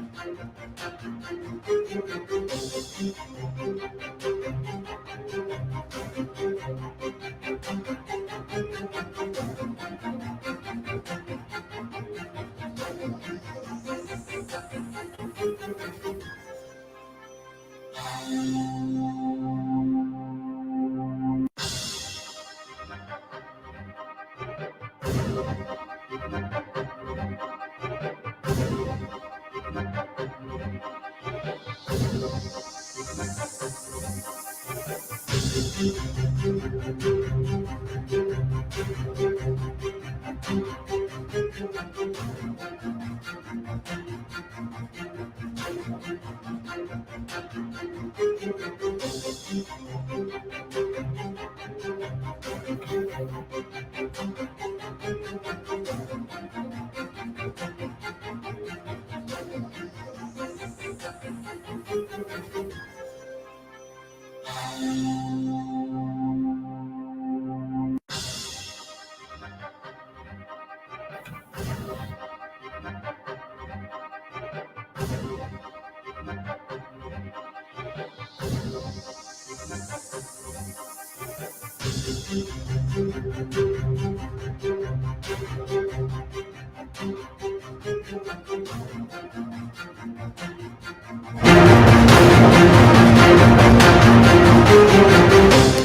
तो बाद एक बार फिर आप सबका स्वागत है। सो तो प्रोग्राम चल रहा है जी अपडेट अमेरिका। हरजोत सिंह जी स्वागत है। सत श्री अकाल जी। ਸਤਿ ਸ਼੍ਰੀ ਅਕਾਲ, ਧੰਨਵਾਦ ਜੀ ਆਇਆਂ ਨੂੰ। ਅਗਲੀਆਂ ਖਬਰਾਂ ਦੇ ਵੱਲ ਵਧੀਏ। ਰਾਫਾ ਜਿਹੜਾ ਕਿ ਬਾਰਡਰ ਆ ਮਿਸਰ ਤੇ ਗਾਜ਼ਾ ਪੱਟੀ ਦਾ, ਉੱਥੇ ਇਸ ਟਾਈਮ ਸਭ ਤੋਂ ਵੱਡਾ ਸ਼ਰਨਾਰਥੀ ਟੈਂਟ ਹਾਊਸ ਬਣਿਆ ਪਿਆ ਆ। ਉੱਥੇ ਸ਼ਰਨਗਾਹ ਜਿਹੜੀ ਉਹ ਬਣਾਈ ਗਈ ਆ। ਗਾਜ਼ਾ ਪੱਟੀ ਦੇ ਉਹ ਲੋਕ ਜਿਹੜੇ ਉੱਤਰ ਵਾਲੇ ਪਾਸਿਓਂ ਜਿੱਥੇ ਇਜ਼ਰਾਈਲ ਨੇ ਕਾਫੀ ਬੰਬਾਰਡਮੈਂਟ ਹਮਲੇ ਕੀਤੇ, ਹਮਾਸ ਨੂੰ ਖਤਮ ਕਰਨ ਦੇ ਜਿਹੜੇ ਚੱਕਰ ਦੇ ਵਿੱਚ ਲੋਕ ਉੱਥੋਂ ਪਲਾਇਨ ਕਰਕੇ ਉੱਧਰ ਰਹਿ ਰਹੇ ਸੀ।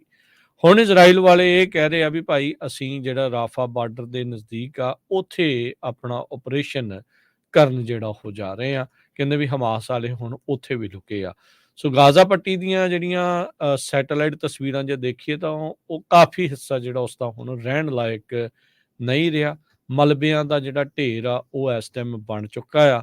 ਬਹੁਤ ਘੱਟ ਥਾਵਾਂ ਅਜਿਹੀਆਂ ਆ ਤੇ ਬਹੁਤ ਹੀ ਘੱਟ ਅੱਗੇ ਸਭ ਤੋਂ ਡੈਂਸਲੀ ਪਾਪੂਲੇਟਡ ਇਲਾਕਾ ਇਹ ਮੰਨਿਆ ਜਾਂਦਾ ਸੀ ਦੁਨੀਆ ਭਰ ਦੇ ਵਿੱਚ ਵੀ। ਬਹੁਤ ਥੋੜੇ ਥਾਂ ਦੇ ਵਿੱਚ ਬਹੁਤ ਜ਼ਿਆਦਾ ਲੋਕ ਰਹਿ ਰਹੇ ਸੀਗੇ ਤੇ ਹੁਣ ਹਾਲਾਤ ਉਤੋਂ ਵੀ ਬੱਤਰ ਜਿਹੜੇ ਆ ਉਹ ਹੋ ਚੁੱਕੇ ਨੇ। ਸੋ ਇਜ਼ਰਾਈਲ ਵਾਲੇ ਉੱਥੇ ਹਮਲਾ ਕਰਨ ਜਾ ਰਹੇ ਆ। ਪ੍ਰੈਜ਼ੀਡੈਂਟ ਬਾਈਡਨ ਨੇ ਕਿਹਾ ਆ ਵੀ ਭਾਈ ਮੇਕ ਸ਼ੋਰ ਕਰੋ ਜਿਹੜੇ ਆਮ ਲੋਕ ਨੇ ਉਹਨਾਂ ਦਾ ਜਿਹੜਾ ਉਸ ਦੇ ਵਿੱਚ ਘਾਣ ਨਾ ਹੋਵੇ। ਪਰ ਜਿੱਥੇ ਇੰਨੇ ਮਹੀਨਿਆਂ ਦੇ ਵਿੱਚ ਕੋਈ ਅਸਰ ਨਹੀਂ ਹੋਇਆ ਇਹਨਾਂ ਗੱਲਾਂ ਦਾ, ਕਿ ਇਹਨਾਂ ਚੀਜ਼ਾਂ ਦਾ ਕੋਈ ਅਸਰ ਹੋ ਜਾਊਗਾ। 28,000 ਤੋਂ ਵੱਧ ਪੈਲਸਤੀਨੀਅਨ ਹੁਣ ਤੱਕ 7 ਅਕਤੂਬਰ ਤੋਂ ਬਾਅਦ ਦੇ ਵਿੱਚ ਇਹ ਮਰ ਚੁੱਕੇ ਆ। ਇਹਨਾਂ ਦੋਨਾਂ ਇਲਾਕਿਆਂ ਦੇ ਵਿੱਚ ਜਿੰਨੀਆਂ ਵੀ ਲੜਾਈਆਂ ਹੋਈਆਂ ਆ, ਹੁਣ ਤੱਕ ਦੀ ਸਭ ਤੋਂ ਘਾਤਕ ਲੜਾਈ ਜਿਹੜੀ ਉਹ ਚੱਲ ਰਹੀ ਆ, ਜਿਸ ਦਾ ਅਜੇ ਕੋਈ ਦੂਰ ਦੂਰ ਤੱਕ ਅੰਤ ਜਿਹੜਾ ਉਹ ਨਜ਼ਰ ਨਹੀਂ ਆ ਰਿਹਾ ਹੈਗਾ ਜੀ, ਅਗਲੀ ਖਬਰਾਂ ਵੱਲ ਚੱਲੀਏ। ਕੁਝ ਫਾਰਮਰਸ ਦੇ ਜਿਹੜੇ ਪ੍ਰੋਟੈਸਟ ਆ ਪੂਰੀ ਦੁਨੀਆ ਦੇ ਵਿੱਚ ਵਾਪਰ ਰਹੇ ਹੈਗੇ ਆ, ਉਸ ਨੂੰ ਲੈ ਕੇ ਪਿਛਲੇ ਕਈ ਦਿਨਾਂ ਤੋਂ ਯੂਰਪ ਦੇ ਮੁਲਕਾਂ ਦੇ ਵਿੱਚ ਉਹਨਾਂ ਨੂੰ ਘੇਰਿਆ ਹੋਇਆ ਆ। ਫਰਾਂਸ ਦੀ ਰਾਜਧਾਨੀ ਨੂੰ, ਪੋਲੈਂਡ ਦੇ ਗਵਰਨਰ ਨੂੰ ਟਰੈਕਟਰਾਂ ਦੇ ਨਾਲ। ਸੋ ਯੂਰਪ ਦੇ ਵਿੱਚ ਜਿਹੜੀ ਮੇਨ ਪ੍ਰੋਬਲਮ ਆ ਉਹ ਉੱਥੇ ਦੇ ਜਿਹੜੇ ਫਾਰਮਰਸ ਆ, ਨਵੇਂ ਜਿਹੜੇ এনवायरमेंटल ਲਾਜ਼ ਆ ਉਹਨਾਂ ਨੂੰ ਲੈ ਕੇ ਹੈਗੀ ਆ। ਪੋਲੈਂਡ ਦੇ ਵਿੱਚ 30 ਦਿਨਾਂ ਦੀ ਜਿਹੜੀ ਸਟ੍ਰਾਈਕ ਆ ਉਹ ਚੱਲ ਰਹੀ ਹੈਗੀ ਆ। ਉਹ ਕਹਿੰਦੇ ਪਈ ਜਿਹੜੇ ਹੋਰ ਮੁਲਕ ਆ ਉਹ ਚੀਪ ਪ੍ਰੋਡਿਊਸ ਉੱਥੇ ਭੇਜ ਰਹੇ ਹੈਗੇ, ਚੀਪ ਮਿਲਕ ਭੇਜ ਰਹੇ ਹੈਗੇ ਆ, ਤੇ ਸਾਡੇ ਉੱਤੇ ਜਿਹੜੀਆਂ এনवायरमेंटल ਰੈਗੂਲੇਸ਼ਨਸ ਲਾਏ ਜਾ ਰਹੇ ਆ ਉਹਨਾਂ ਦੇ ਨਾਲ ਜਿਹੜੀ ਸਾਡੀ ਇੰਡਸਟਰੀ ਆ ਉਹ ਪੂਰੀ ਤਰ੍ਹਾਂ ਮਰ ਜਾਊਗੀ। ਸੋ ਇਸੇ ਤਰ੍ਹਾਂ ਯੂਰਪੀਅਨ ਪਾਰਲੀਮੈਂਟ ਦੇ ਵਿੱਚ ਇਹ ਵੀ ਗੱਲ ਚੱਲ ਰਹੀ ਹੈਗੀ ਆ, ਖਾਸ ਕਰਕੇ ਫਰਾਂਸ ਦੇ ਜਿਹੜੇ ਪ੍ਰਾਈਮ ਮਿਨਿਸਟਰ ਗੈਬਰੀਅਲ ਅਟਲ ਉਹਨਾਂ ਦੇ ਉੱਤੇ ਪਈ। ਉਹਨਾਂ ਨੇ ਬਹੁਤ ਜ਼ਿਆਦਾ ਜਿਹੜੇ ਕਿਸਾਨ ਆ ਉਹਨਾਂ ਤੇ ਜੋ ਰੈਗੂਲੇਸ਼ਨਸ ਲਾਈਆਂ ਹੈਗੀਆਂ এনवायरमेंट ਨੂੰ ਲੈ ਕੇ, ਪਈ ਪੈਸਟੀਸਾਈਡਸ ਸਾਰਾ ਕੁਝ ਅਸੀਂ ਇਹ ਬੰਦ ਕਰ ਦੇਣਾ ਹੈਗਾ 2050 ਤੱਕ। ਤੇ ਉਹਦੇ ਵਿੱਚ ਫਾਰਮਰਸ ਵੀ ਆਉਂਦੇ ਆ। ਫਾਰਮਰਸ ਇਹ ਕਹਿੰਦੇ ਆ ਸਾਨੂੰ ਉਹਦੇ ਤੇ ਕੁਝ ਛੋਟ ਦਿੱਤੀ ਜਾਵੇ। ਤੇ ਉਸ ਨੂੰ ਦੇਖਦੇ ਹੋਏ 2000 ਤੋਂ ਵੱਧ ਜਿਹੜੇ ਟਰੈਕਟਰਸ ਆ ਉਹ ਫਰਾਂਸ ਦੀ ਰਾਜਧਾਨੀ ਦੇ ਵਿੱਚ ਪਹੁੰਚੇ ਹੋਏ ਹੈਗੇ ਆ। ਇਸੇ ਤਰ੍ਹਾਂ ਯੂਰਪ ਦੇ ਜਿਹੜੇ ਹੋਰ ਮੁਲਕ ਹੈਗੇ ਆ ਉਹਨਾਂ ਦੇ ਵਿੱਚ ਵੀ ਨੀਦਰਲੈਂਡ ਜਿਹੜਾ ਹੈਗਾ ਆ, ਕਹਿੰਦੇ ਨੀਦਰਲੈਂਡ ਦੇ ਵਿੱਚ ਇਹ ਫਾਰਮਿੰਗ ਕੰਟਰੀ ਆ। 110 ਮਿਲੀਅਨ ਲਾਈਵ ਸਟਾਕ ਉੱਥੇ ਹੈਗੇ ਆ, ਜਿਹੜਾ ਜਾਂ ਪਸ਼ੂ ਆ, ਮੱਝਾਂ, ਗਾਵਾਂ, ਜਿਹਦੇ ਵਿੱਚ ਪਿਗਸ ਵੀ ਆ, ਸੂਰ ਆ, ਗਾਈਆਂ ਆ, ਚਿਕਨ ਆ, ਤੇ ਉਹ ਨਾਈਟ੍ਰੋਜਨ ਐਮਿਸ਼ਨਸ ਨੂੰ ਲੈ ਕੇ ਜਿਹੜਾ ਆ ਪ੍ਰੋਟੈਸਟ ਕਰ ਰਹੇ ਹੈਗੇ ਆ। ਡੈਨਮਾਰਕ, ਫਿਨਲੈਂਡ, ਸਵੀਡਨ, ਆਸਟਰੀਆ ਹਜੇ ਟੱਚ ਨਹੀਂ ਹੋਏ, ਪਰ ਰੌਲਾ ਕਹਿੰਦੇ ਉੱਧਰ ਵੀ ਬਹੁਤ ਜ਼ਿਆਦਾ ਪੈ ਰਿਹਾ ਹੈਗਾ। 5000 ਤੋਂ ਵੱਧ ਜਿਹੜੇ ਟਰੈਕਟਰ ਆ ਉਹ ਜਰਮਨ ਦੀ ਜਿਹੜੀ ਰਾਜਧਾਨੀ ਬਰਲਿਨ ਆ ਉਹਨੂੰ ਉਹਨਾਂ ਨੇ ਘੇਰਿਆ ਹੋਇਆ। ਯੂਰਪੀਅਨ ਯੂਨੀਅਨ ਇਹ ਕਹਿ ਰਿਹਾ ਹੈ ਵੀ ਜਿਹੜਾ 2050 ਤਾਈਂ ਕਾਰਬਨ ਨਿਊਟਰਲ ਅਸੀਂ ਬਣਨਾ ਆ ਤੇ ਗ੍ਰੀਨ ਹਾਊਸ ਐਮਿਸ਼ਨਸ ਨੂੰ 55% ਘੱਟ ਕਰਨਾ 2030 ਤਾਈਂ। ਸੋ ਜਿਹੜੇ ਫਾਰਮਰਸ ਆ ਉਹ ਕਹਿੰਦੇ ਅਕ੍ਰੋਸ ਦਾ ਇੰਗਲਿਸ਼ ਚੈਨਲ ਤੋਂ ਲੈ ਕੇ ਯੂਕੇ ਤੱਕ ਇਹ ਪੂਰੇ ਪ੍ਰੋਟੈਸਟ ਕਰ ਰਹੇ। ਤੁਸੀਂ ਦੇਖ ਸਕਦੇ ਆ ਉਹਨਾਂ ਦੀਆਂ ਜਦੋਂ ਵੀਡੀਓਜ਼ ਦੇਖੋ, ਪੂਰੀਆਂ ਸੜਕਾਂ ਉਹਨੀ ਟਾਇਰਾਂ ਦੇ ਨਾਲ ਬੰਦ ਕੀਤੀਆਂ, ਪਰ ਇਹ ਫਾਰਮਰਸ ਨੇ ਕੀਤੀਆਂ। ਦੂਜੇ ਪਾਸੇ ਬਹੁਤ ਸਾਰੇ ਜਿਹੜੇ ਅਮਰੀਕਨ ਸਿਟੀਜ਼ਨ ਬਣ ਕੇ ਵੀ, ਕੈਨੇਡੀਅਨ ਸਿਟੀਜ਼ਨ ਬਣ ਕੇ ਵੀ ਜਦੋਂ ਕਦੇ ਕਾਲ ਕਰਦੇ ਜਾਂ ਗੱਲ ਕਰਦੇ ਆ, ਫਿਰ ਉਹ ਸਾਡਾ ਮੁਲਕ ਕਹਿੰਦੇ ਆ, ਸਾਡਾ ਮੁਲਕ ਉਹ ਭਾਰਤੀ ਦੱਸਦੇ, ਹਾਲਾਂਕਿ ਉਹ ਅਮਰੀਕਨ ਸਿਟੀਜ਼ਨ ਬਣੇ ਹੋਏ ਹੁੰਦੇ ਆ। ਉੱਥੇ ਉਹ ਦੇਖੋ ਵੀ ਕੱਲ ਦੇ ਜਿਸ ਹਿਸਾਬ ਦੇ ਨਾਲ ਪ੍ਰੋਟੈਸਟ ਹੋਣ ਜਾ ਰਿਹਾ ਆ, ਕਿੱਦਾਂ ਉੱਥੇ ਕਿੱਲ ਲਾਏ ਗਏ ਹੈਗੇ ਆ, ਸੀਮੈਂਟ ਦੇ ਜਿਹੜੇ ਬੈਰੀਕੇਡਸ ਲਾਏ ਗਏ ਆ।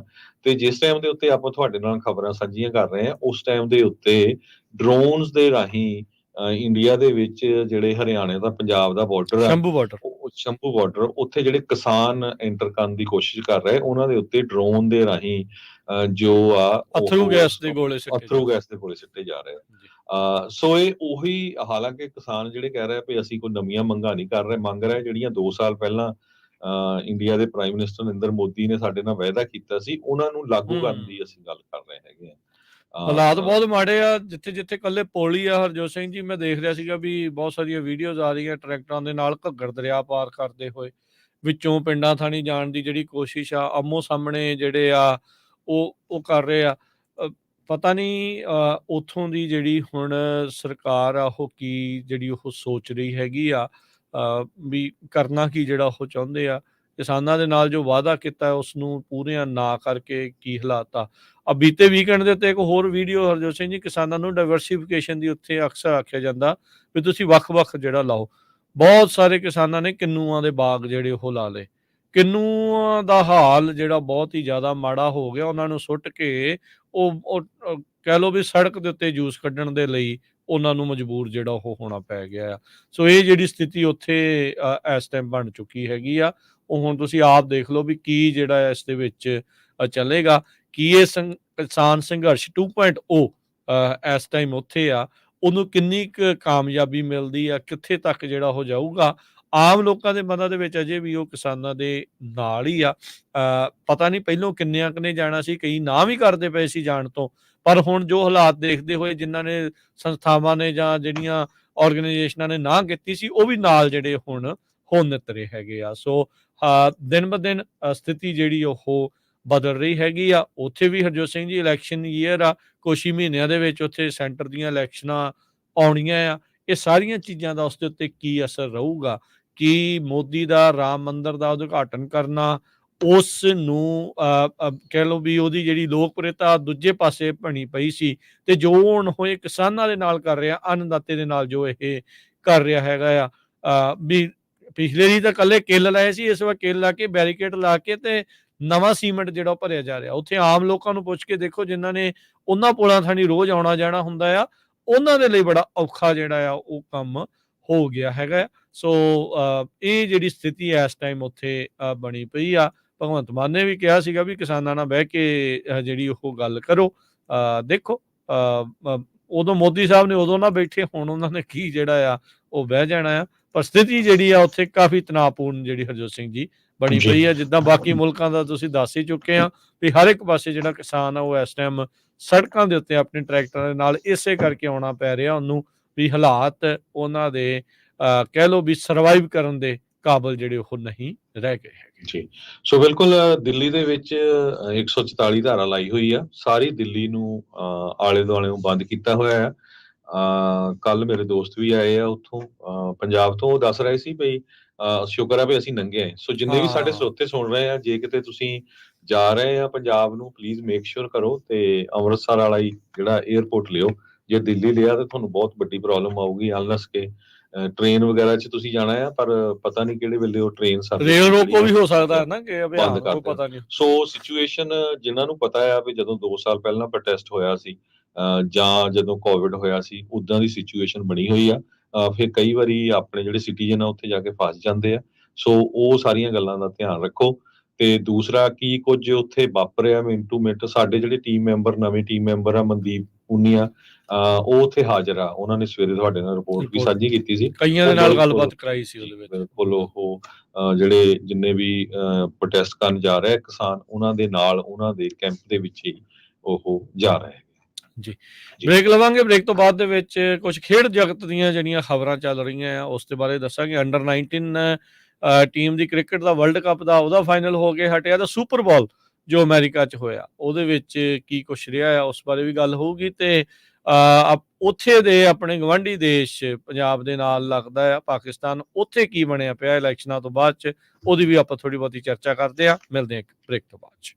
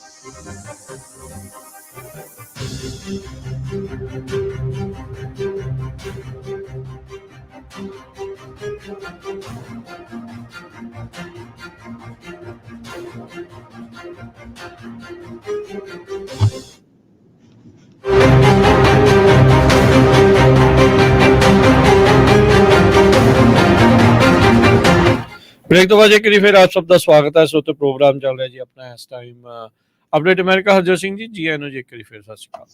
ਸਤਿ ਸ਼੍ਰੀ ਅਕਾਲ, ਧੰਨਵਾਦ ਜੀ ਆਇਆਂ ਨੂੰ।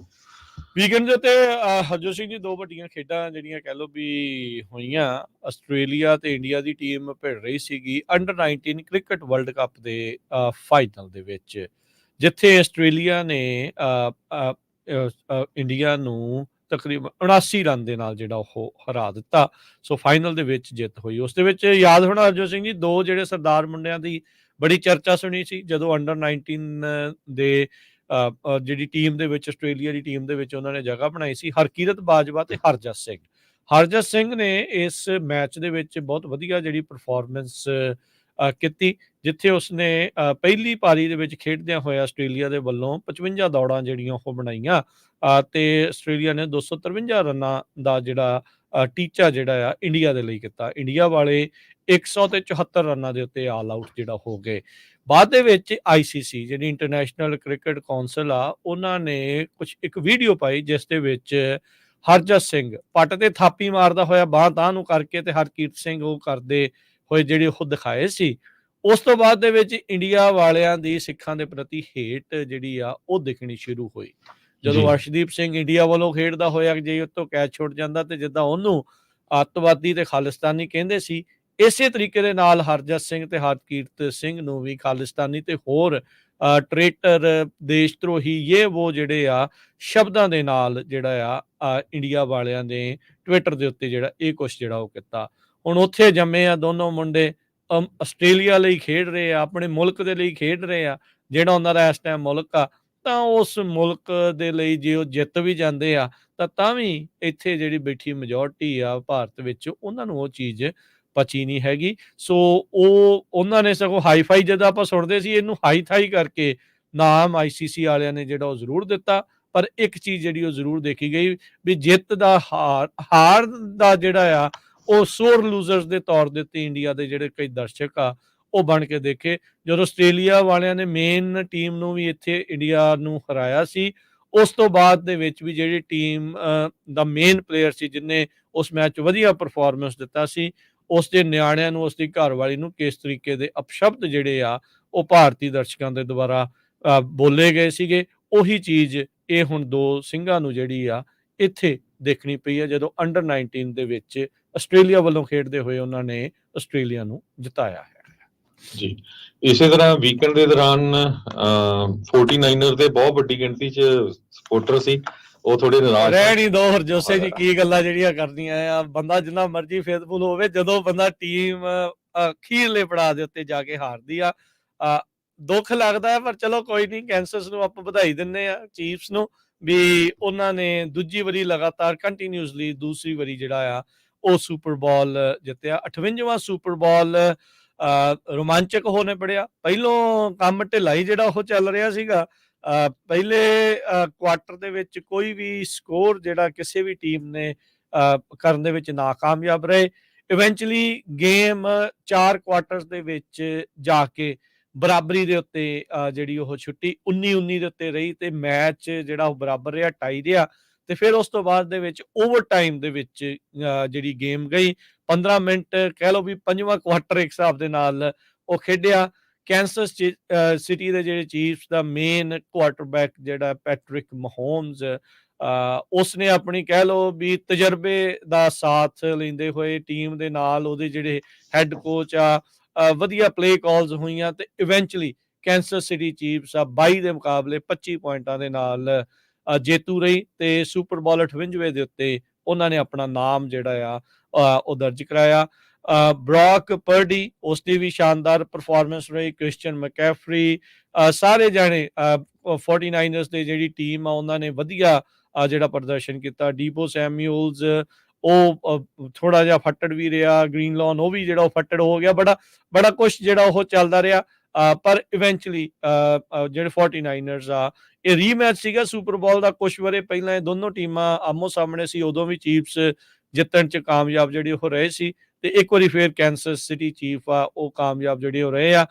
4th ਕੁਆਟਰ ਦੇ ਵਿੱਚ ਡਿਫੈਂਸਿਵ ਪਲੇ ਦੇ ਉੱਤੇ ਬਹੁਤ ਜਿਹੜੇ ਸਵਾਲ ਚੱਕੇ ਗਏ 49ers ਦੇ ਵੀ ਉਹ ਚੰਗੀ ਤਰੀਕੇ ਦੇ ਨਾਲ ਅਗਰੈਸਿਵਲੀ ਉਹਨਾਂ ਨੂੰ ਢਾਉਣ ਦੀ ਕੋਸ਼ਿਸ਼ ਨਹੀਂ ਸੀ ਕਰ ਰਹੇ।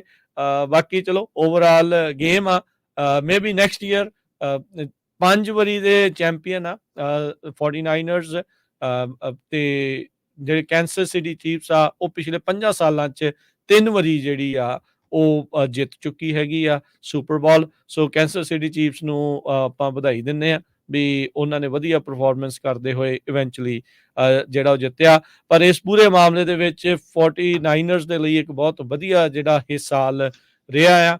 ਬ੍ਰੌਕ ਪਰਡੀ ਇੱਕ ਬਹੁਤ ਹੀ ਉੱਭਰਦਾ ਹੋਏ ਸਿਤਾਰੇ ਦੇ ਵਜੋਂ ਉਹ ਨਿਕਲ ਕੇ ਆਇਆ ਆ। ਉਹਨੂੰ ਕਿਸੇ ਟਾਈਮ ਦੇ ਉੱਤੇ ਮਿਸਟਰ ਇਰਰੈਲੇਵੈਂਟ ਦੇ ਤੌਰ ਦੇ ਉੱਤੇ ਕਿਹਾ ਜਾ ਰਿਹਾ ਸੀ। 7th ਰਾਊਂਡ ਪਿਕ ਦੇ ਵਿੱਚ ਇਹਨੂੰ ਪਿਕ ਕੀਤਾ ਗਿਆ ਸੀ, one of the last pick ਸੀਗਾ ਡਰਾਫਟ ਦੇ ਵਿੱਚ।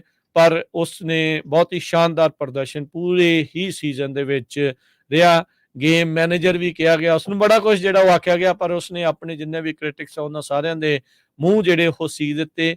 ਉਹ ਕਹਿ ਰਹੇ ਸੀਗੇ ਲੋਕ ਵੀ ਮਹੋਮਸ ਦੇ ਮੋਹਰੇ ਟਿਕਣਾ ਨਹੀਂ ਆ ਬਹੁਤਾ ਕੁਛ, ਪਰ ਓਵਰ ਟਾਈਮ ਤੱਕ ਗੇਮ ਜਿਹੜੀ ਉਹ ਗਈ। ਇਵੈਂਚੁਅਲੀ ਲੱਕ ਹੁੰਦੀ ਆ ਤੇ ਕੈਂਸਸ ਸਿਟੀਜ਼ ਦੀ ਚੀਫ ਨੇ ਕਹਿ ਲਓ ਵੀ ਉਹਨਾਂ ਦੇ ਲੱਕ ਉਹਨਾਂ ਦੇ ਨਾਲ ਸੀਗੀ ਕੱਲ, ਤਾਂ ਉਹਨਾਂ ਦੀ ਜਿਹੜੀ ਉਹ ਜਿੱਤ ਹੋਈ 22 ਦੇ ਮੁਕਾਬਲੇ 25 ਪੁਆਇੰਟਾਂ ਦੇ ਨਾਲ। ਜਿਹੜੀ 58ਵਾਂ ਸੁਪਰ ਬਾਲ ਆ ਉਸ ਨੂੰ ਜਿੱਤਣ ਦੇ ਵਿੱਚ ਕੈਂਸਸ ਸਿਟੀ ਜਿਹੜੀ ਉਹ ਕਾਮਯਾਬ ਰਹੀ। 49ers ਵਾਲੇ ਤੇ ਉਹਨਾਂ ਦੇ ਜਿਹੜੇ ਸਪੋਰਟਰਸ ਆ ਉਹ ਹੌਸਲਾ ਨਾ ਹਾਰਨ, ਕੋਈ ਗੱਲ ਨਹੀਂ, next year will be back, will be better, hopefully will win. ਜੀ ਤੇ ਪੈਸੇ ਵਾਈਜ਼ ਗੱਲ ਕਰਦੇ ਜਾਈਏ 17.3 ਬਿਲੀਅਨ ਡਾਲਰ ਜਿਹੜਾ ਮਨੀ ਆ ਉਹ ਲੋਕਾਂ ਨੇ ਸਪੈਂਡ ਕੀਤਾ ਹੈਗਾ। ਤੇ ਜੇ ਲਾਸ ਵੇਗਸ ਦੀ ਗੱਲ ਕਰਦੇ ਜਾਈਏ ਉੱਥੇ 3,30,000 ਲੋਕਾਂ ਨੇ 700 ਬਿਲੀਅਨ ਡਾਲਰ ਤੋਂ ਵੱਧ ਜਿਹੜੇ ਆ ਪੈਸੇ ਖਰਚੇ ਆ। ਸੋ ਇਹ ਤੁਸੀਂ ਅੰਦਾਜ਼ਾ ਲਾ ਲਓ ਕਿ ਕਿੰਨਾ ਕੁ ਮਨੀ ਜਿਹੜਾ ਇਸ ਸੁਪਰ ਬਾਲ 'ਚ ਗੱਲ ਇਹੀ ਨਹੀਂ ਹਰਜੋਤ ਸਿੰਘ ਜੀ, ਪੂਰੇ ਸਾਲ ਦੇ ਵਿੱਚ ਜਿੰਨਾ ਆਵਾਕਾਡੋ ਖਾਧਾ ਜਾਂਦਾ ਹੈ ਨਾ 20% ਇੱਕੋ ਦਿਨ ਚ ਖਾਧਾ ਜਾਂਦਾ, ਉਹ ਕੱਲ ਖਾ ਹੋ ਗਿਆ। ਆਵਾਕਾਡੋ, ਗਵਾਕਾਮੋਲੀ ਤੇ ਹੋਰ ਚਿਪਸ ਤੇ ਬਹੁਤ ਸਾਰੀਆਂ ਚੀਜ਼ਾਂ ਜਿਹੜੀਆਂ ਚੱਲਦੀਆਂ ਆ। ਸੁਪਰ ਬਾਲ ਦੇ ਵਿੱਚ ਇਕੱਲਾ 2 ਟੀਮਾਂ ਦਾ ਹੀ ਮੁਕਾਬਲਾ ਨਹੀਂ ਚੱਲ ਰਿਹਾ ਹੁੰਦਾ, ਸੱਟੇਬਾਜ਼ਾਂ ਦਾ ਵੀ ਬਹੁਤ ਜਿਹੜਾ ਉਹ ਜ਼ੋਰ ਲੱਗਾ ਹੁੰਦਾ ਆ। ਉਹਦੇ ਨਾਲ ਜਿਹੜੀਆਂ ਐਡਸ ਚੱਲਦੀਆਂ ਆ ਉਹਦੇ ਉੱਤੇ ਵੀ ਬਹੁਤ ਜ਼ਿਆਦਾ ਮਨੀ ਜਿਹੜੀ ਉਹ ਸਪੈਂਡ ਕੀਤੀ ਜਾਂਦੀ ਆ। ਜਿਹੜਾ ਇੰਡੀਪੈਂਡੈਂਟ ਕੈਂਡੀਡੇਟ ਆ ਕੈਨੇਡੀ, ਉਹਨੇ ਵੀ 7 ਮਿਲੀਅਨ ਡਾਲਰ 'ਚ ਇੱਕ ਆਪਣੀ ਐਡ ਆ ਸੁਪਰ ਬਾਲ ਦੇ ਦੌਰਾਨ ਜਿਹੜੀ ਉਹ ਚਲਾਈ ਸੀ।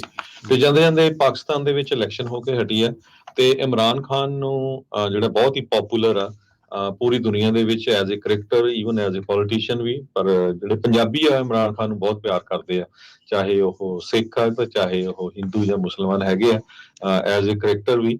ਤੇ ਉੱਥੇ ਦੀ ਸਰਕਾਰ ਨੇ ਉਹਨੂੰ ਅੰਦਰ ਵੀ ਕਰ ਰੱਖਿਆ। ਉਹਨੂੰ ਉਹਦੀ ਜਿਹੜੀ ਚਿੰਨ੍ਹ ਸੀਗਾ ਇਲੈਕਸ਼ਨ ਦੇ ਵਿੱਚ ਪਾਰਟੀ ਦਾ, ਉਹ ਵੀ ਨਹੀਂ ਯੂਜ਼ ਕਰਨ ਦਿੱਤਾ, ਪਾਰਟੀ ਨੂੰ ਵੀ ਨਹੀਂ ਯੂਜ਼ ਕਰਨ ਦਿੱਤਾ।